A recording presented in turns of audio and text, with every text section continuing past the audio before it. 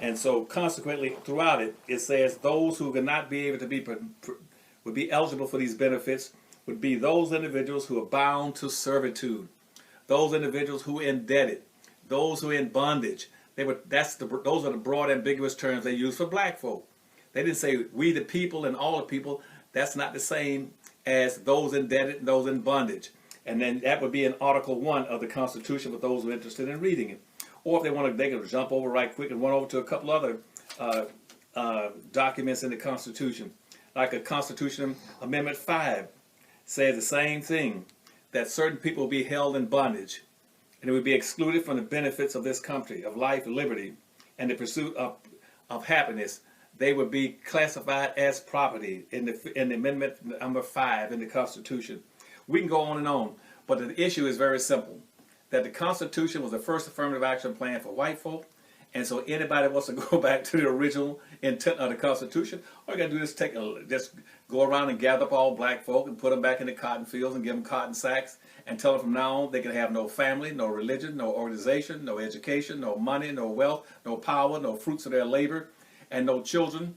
That they'll be there, they'll be a servant to everybody but themselves, and they will produce wealth and comfort for everybody but themselves. So that's the original intent of the Constitution. It's all through the Constitution. But unfortunately, nobody reads it, or those who do read it don't understand it. Especially, and amazingly, of those who went to law school and supposedly studied law and studied the Constitution and know absolutely nothing about it, what the intent was.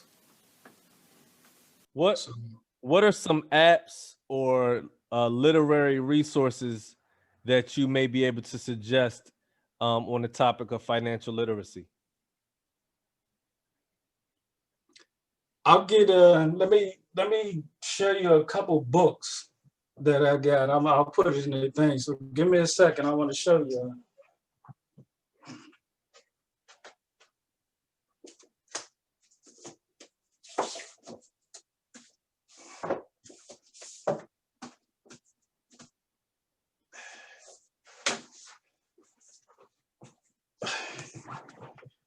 All right, I'm back. I think this book right here is called A Random Walk Down Wall Street. Basically tells you how the market works, how the government works. If we really think about it, Wall Street is the government. New York City, why do you think they hit the buildings? So it just breaks down how this whole thing works. I think it's like it's a resource that just explains how this whole thing works, how money is traded, how these stock brokers and these Wall Street guys, how they exist. And and then they talk about how to invest. So it gives you like an introduction into how this thing works. And then they try to give you some strategy for investing. So I think it's a good book. And then this one right here is the next millionaire next door. So it just talks about how you build wealth.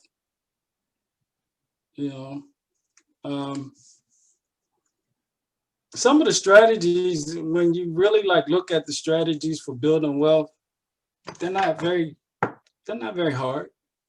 You just gotta buckle down and really think about what you want to do.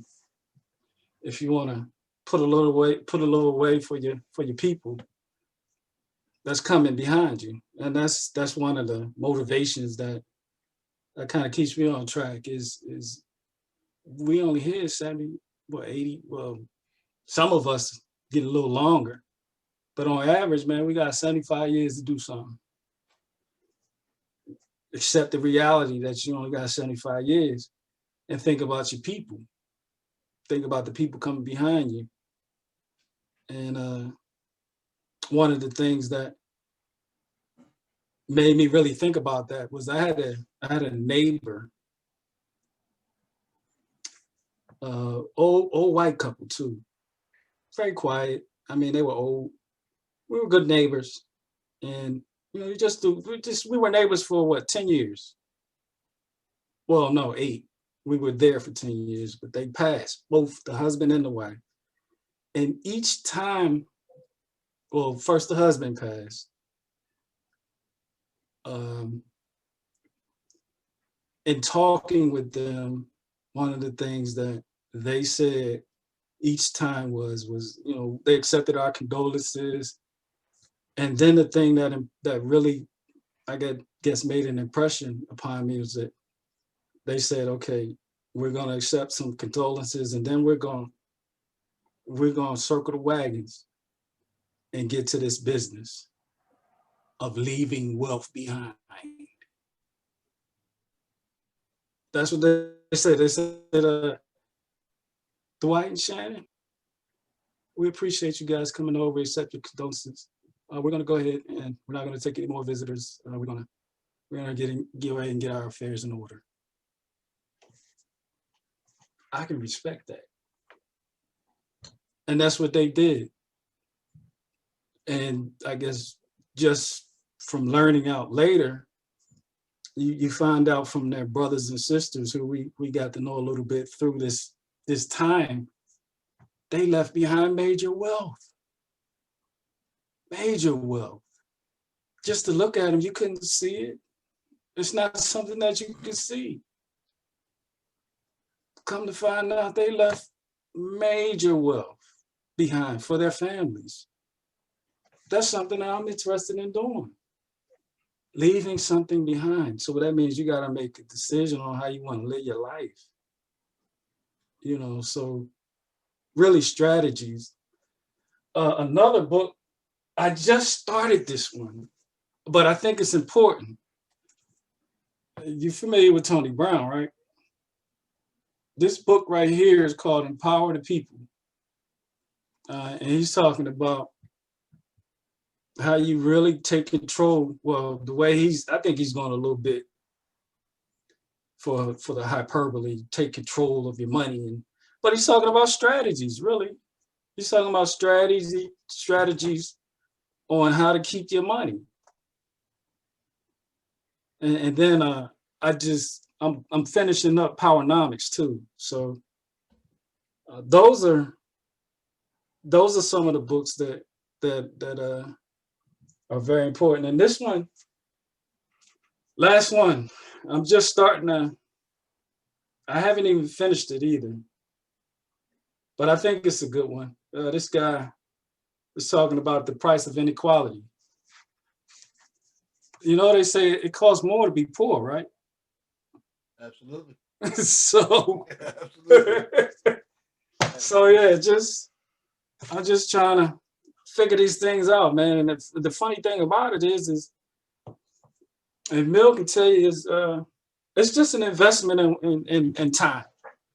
If you have this interest to learn about these things, and what I'm finding out from a lot of these brothers who are in the market and play the markets and who I take counsel from, is that they just invest a little bit of time. Everybody has to earn some type of compensation for their life. A lot of these guys are doing this, in addition to working or whatever. But the reality is that they're trying to augment what they're doing. I don't want to say that they're hustling, because when I think of hustling, I think of something different. Hustling means something different to everybody. So what I'll say is that they're investing their time and earning something a little bit more for their money. And one of the things that one of the brothers says, we gotta make every dollar work for us, man.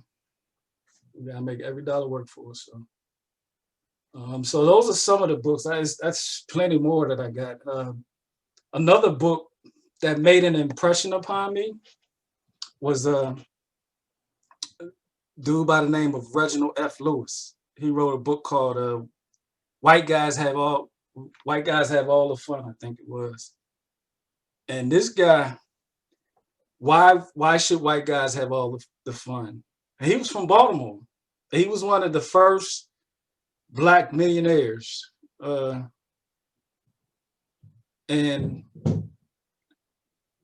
it made an impression upon me because he was from the hood. He was from Baltimore. And reading his story, it really was a story about him just wanting it. They told him he couldn't, and he said, "You know what? You shouldn't have told me that. I'm gonna go ahead and do it." And he got involved in building this multifaceted company, and that company went on to become one of the first companies that gained like a millionaire status. So it's a very, very interesting story because it goes over his life and how he got out of Baltimore and how he went to school, and each time, it was roadblocks, and he just said, "No, no roadblocks for me. I'm gonna do this." And another book was the name of it is called Black Titan. It's a guy by the name of A.G. Gaston. He was from Birmingham. Why it was impactful to me was because he made all his money off of insurance. He was one of the first Black men to get into the burial and insurance game, if you will. So he wound up owning like a lot of land in Birmingham, Alabama. And he was one of the financiers of the civil rights movement. A lot of the costs that were incurred for MLK's travel along with his team, he kind of bankrolled them. Could you drop that brother's name again for me? A.G. Gaston. Appreciate it. Yeah, he was one of the bankrollers. So what I took from that is that not everybody is going to be a warrior in the struggle. That doesn't mean that they can't make a contribution. Like this guy was a financier. He wasn't a warrior per se. He was a financier. No, he's a warrior on a different front. Yeah, We always he speak. did it. He did it differently. Right. Like I said, it was impactful to me because it made me see that I can make a change. I can make an impact as well. Maybe not out on the front lines, if you will. Maybe on a different way. Maybe like him, do it like that. Invest in people's dreams and see what comes out of that. So that's why that was impactful to me. So that makes me think of something that I made another one of my good friends, good brother of mine, talk about, man, in terms of war. Of course, yes, it's going to be fought on all fronts and all levels. So we're going to need, warriors at every turn. Now, having to what you were saying, we're at a degree in life where we're not going to be frontliners. Yeah, You know what I mean? That's a young man's game. Yeah. You know what I mean? But you still want to be impactful, though. Yeah, definitely. Right.